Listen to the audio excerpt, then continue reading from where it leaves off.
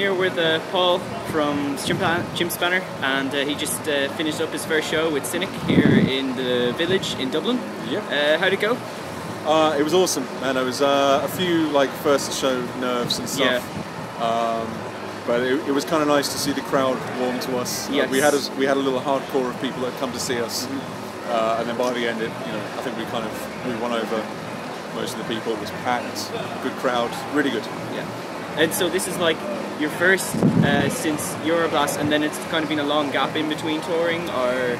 Yeah, basically. I mean, we're not really doing a lot of one-off shows. We're not doing that many tours. We're kind of keeping it to like relevant bands, and, relevant lineups and stuff. So the Cynic tour was perfect. Yes, absolutely. Yeah. How did you find Euroblast as an experience? Oh, it was brilliant, man. It was the way the timing worked out. We ended up headlining the first day kind of by accident. It was supposed to be Nemec headlining, and then us. Yes. The way it timed out, so everyone was really tanked.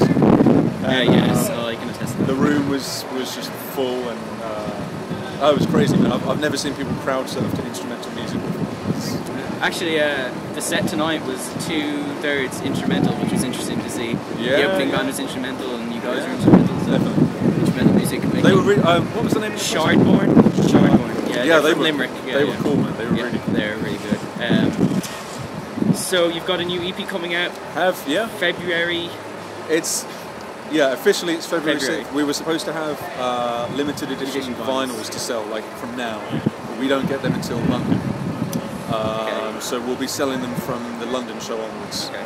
And then it's sort of general release on the... And is there, when you say limited edition, that comes with a separate remix CD, right? Or... Yeah, the vinyl is, it'll be a signed vinyl. It's transparent as well, which is kind of cool.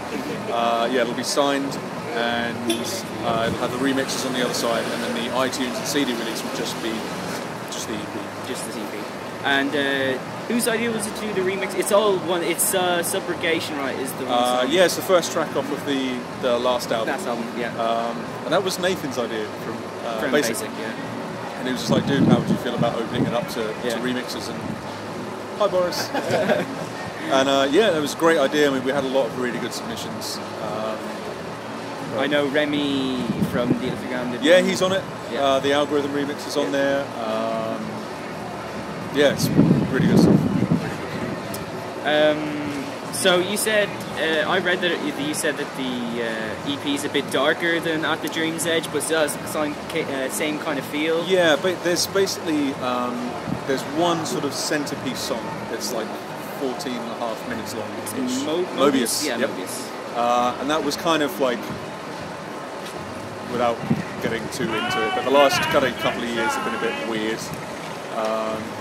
And rather than sort of doing the whole, glossy, futuristic thing like an At the Dream's Edge, I tried to do something that was a bit more personal. Yeah, so it's like, you said it's more personal, more based on and it progresses nicely, with the way things have unfolded for me the last sort of couple of years.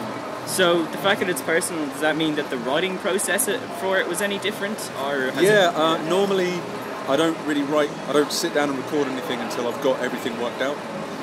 And this time, anything that came to mind, I sort of just put it down. To the point, I mean, I had like 10 minutes worth of stuff that didn't get used, just at the end of the song. It was more fun to write that way, because you don't feel so boxed in. And it feels a bit more natural and free. And, it worked good. But then sort of on either end of this long song, there's two other tracks that are a bit more like the At the Dream's Edge stuff. They're a bit more happy and cheesy and stuff. So. When you say that it's darker, are the ambiences darker, or just the tones of the riff? The riffs, really. I mean, there's one in there that's like, it's kind of uncomfortable to listen to, like the chord and the way it's all kind of laid out. It's a bit more dissonant and sort of seedy and whatever, but it kind of evolves nicely into something happier and more Chimp Spannerish. But I was also kind of approaching it with playing it live in mind. Okay. Whereas with At the Dream's Edge, it was never meant to be played live in front of people. Yes, you didn't expect that to happen. No, not at all. It's just lucky that it's translated as well as it has. But this stuff, I was kind of very conscious of thinking, put in this kind of riff that's going to go down well live. So it worked out good, I think. How does it feel to be touring with a band like Cynic? I know this is the first night and you really haven't met them, but like... Yeah, no, the thing is I know that they're very, they're held in very high regard. Obviously, they've been going quite a long time. But really, my first introduction to Cynic was maybe 3 or 4 months ago. Perhaps. Oh, wow. And we were sort of checking out the EP like as recently as a week ago, I think, a few days ago. But it's amazing stuff, man. We were just in awe of their set. It was just brilliant. Great music. It doesn't really fit into what everyone else is doing. They're just doing their own thing. Yeah, exactly. It just sounded amazing. Really good. We're just really stoked to be touring with those guys. Yeah, it's a really, really good fit with your guys' music. After this tour and the EP, is there anything else in the pipes? Yeah, we're doing, there's an EP release show in London on the 6th. The 6th of February. 6th of February, that's going to be at the Barfly in London. I don't really know if to say the other stuff. Okay. We're working on some stuff anyway, and hopefully we'll be touring at least one more time. Is for certain next year. Okay. Maybe be a European tour again. But I also want to kind of get back to writing as well and start working on the full. So yeah, just sort of see how it pans out, I guess. You mentioned earlier that you hadn't written the At the Dream's Edge stuff for live. So like, how does it feel to go from like this little instrumental project to a touring band? It's weird, man. Like, it's still kind of strange to me that people come out to see something that I just made. I don't know. I can't get my head around it still. But the reactions to it are just better than I could have hoped for. It's nice to kind of relive the music again in a different context, because it's one thing to kind of sit and drive yourself crazy with it, for months and months, and not with really any goal in mind, and then to actually have it kind of turn into something that people can enjoy.